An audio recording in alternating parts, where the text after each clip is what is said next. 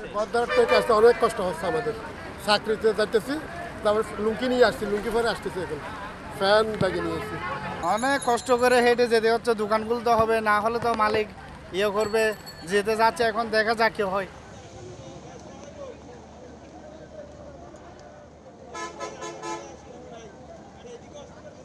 মানে সবসময় পানিটা থাকে, পানির কারণে মানুষের জনসাধারণের দুর্ভোগ, মানুষ মানে ভাই কষ্ট করে এখানে মানুষ।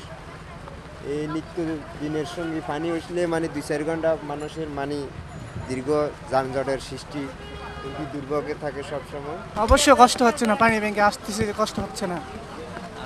আপনাদের টাকা বেশি খরচ হচ্ছে? হ্যাঁ অবশ্যই। এখান থেকে ব্যাংকে আসতে চাইলে একজন 50 টাকা বলে, এই জন্য হেঁটে হেঁটে চলে আসছি।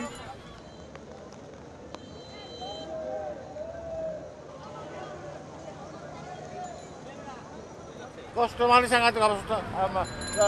কেউ স্কুলে বাসার চাকরি যেতে পারছে না, কেউ চাকরিতে যাইতে পারছে না কেউ। আমার মেয়ে একটা রোডে বসে রয়েছে। আমি আজকে 20 বছর ধরে দেখতেছি এভাবে। কোনো সময় আমি যখন বৃষ্টি হয় তখন এভাবে হাঁটি আসতে হয়, আবার হাঁটি যেতে হয় এখান থেকে। অনেক সময় এই পর্যন্ত পানি, এভাবে যেতে হয় আমাদেরকে। এখানে তো এই পর্যন্ত কোনো সংস্কার হলো না। সংস্কার তো করতেছে, কিন্তু ড্রেনের যে অবস্থা, পানি যায় না ড্রেন দিয়ে, পানির রাস্তার উপর দিয়ে পানি চলে।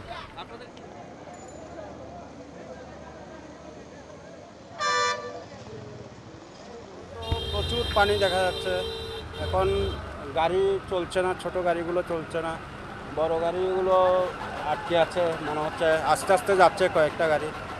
কিন্তু টোটাল বিষয়টা হচ্ছে যে জনগণের দুর্ভোগটা বেড়ে গেছে, এটাই আর কি। পানি নিষ্কাশনের বিষয়টা এখানে ভাবতে হবে সবাইকে। ভবিষ্যতে যদি আপনার এভাবে পানি হয়, মানুষের জনজীবন অচল অবস্থা হয়ে যাবে।